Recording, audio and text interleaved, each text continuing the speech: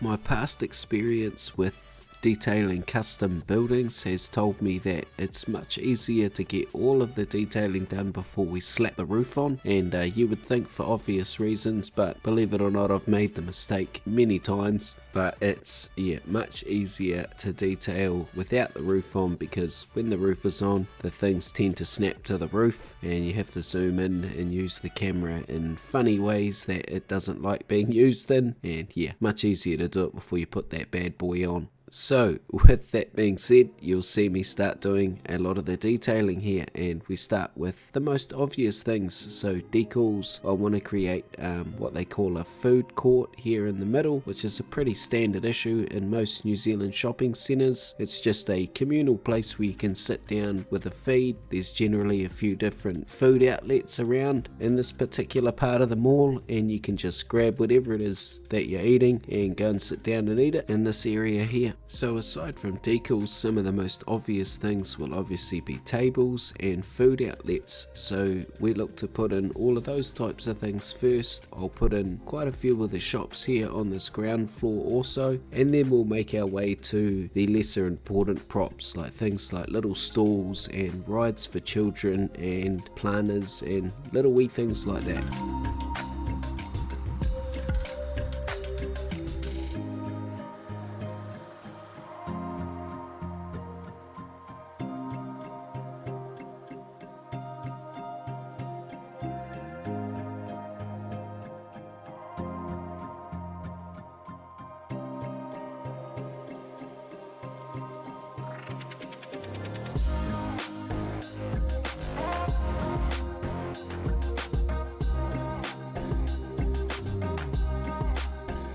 I mentioned earlier about me trying to be crafty with the pedestrian paths, and you'll see here what I meant. I try and place some paths down here, and I'm going to connect them out into real buildings, and basically the people are just going to be passing through the mall. There's actually nothing in here they can use, but the illusion of them passing through, or the animation of them, looks fantastic. And this is a technique I learned in my sci-fi series Minos. Because of the way I'd built that crazy city, absolutely every building in that is pretty much custom, and that's taught me a lot about the limits of pedestrian paths and how to animate areas that are made of props or been modified with procedural objects. One of the things that I have to do before I set the second level in place is put the escalators in, because they will govern the height of that second story. They are a fixed height, and I'm using Potato 24/7's really cool animated escalators.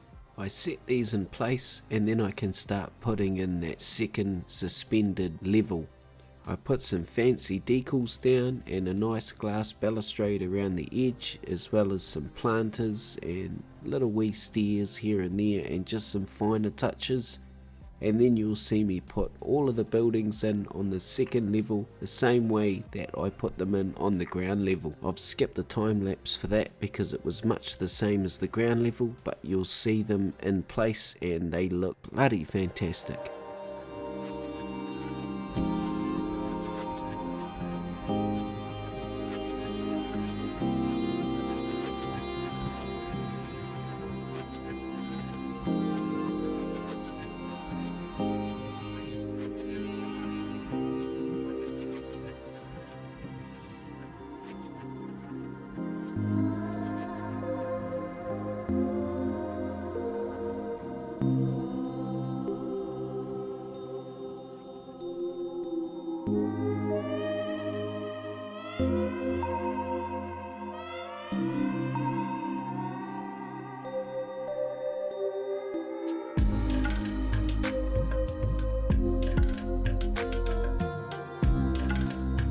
Here you see me placing in some ceiling lights, and I put these in before I put the roof on so that I can get the placement right. I've just set them at the right height so that they're just inside the roof line. And if you're after this particular light, it is just called a ceiling light in the Steam Workshop, and I like this particular one because it's got a nice natural glow off it, and a few of these inside here will light this mall up just nicely. I finish off the front here by doubling up this PO glass, which darkens it, and then I make a small piece of it as a door, and I put 3 of these in as well. then I can move on to adding some access via a waterfront.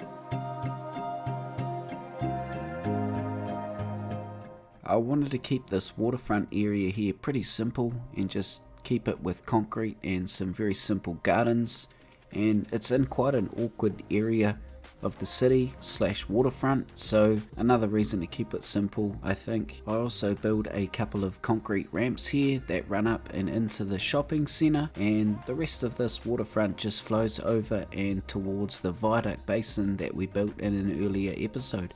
And because I want to animate all of this area and the shopping centre in particular, I've added paths in as well that run up these ramps and into the ones that we had in the shopping centre, and this looks really cool later on with people walking up and through here.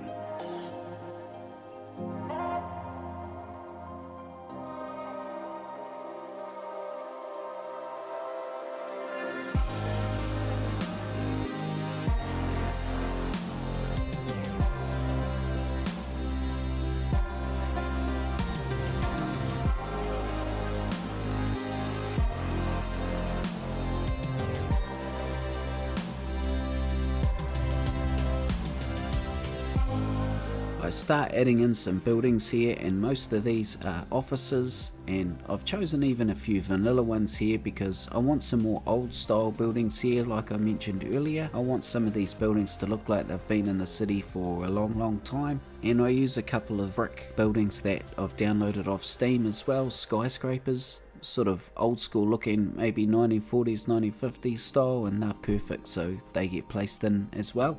The rest of the area here transitions out towards low commercial and then into some really swanky high residential areas. Towards the viaduct basin, the buildings get really fancy and upmarket. I'd imagine that's quite an expensive area in town, and it's also got things like tennis courts and exclusive parks, so that was really cool to build. The area over the other side of the highway transitions out into just low residential areas, but I try my best to keep the area around the edge of the river as natural as possible because I really love that natural look. As for this area that you see here on screen, this is just going to be a big ass car park, and normally I think these are ugly as hell, but it seems so appropriate down here, and the other place where I thought it was appropriate to have one was the port, and I think that's the best or most realistic looking car park I've got in the city, so that was enough evidence that I needed to put this one in here. So guys, there was so much involved with building this shopping centre that I didn't really leave myself enough time to do time lapses for all of the building, so I've got a pretty cool before and after that you're gonna see here, so I hope you guys like that. And I am super stoked with the progress that we've made in this episode. Not only the mall, it's come out exactly how I wanted it to, but we got so much built that you'll see in this episode, guys. I'm really happy. As per normal, guys, hit me up in the comments if you've enjoyed it or you have a question. I'm so stoked to answer all of your questions. I hope all of my beautiful subscribers are enjoying the content that I'm making for you guys. I'm having a blast making it for you. And as always, look after yourselves, have a good weekend, try and do something nice for someone, and I will see you on the next episode. Peace out. Choo!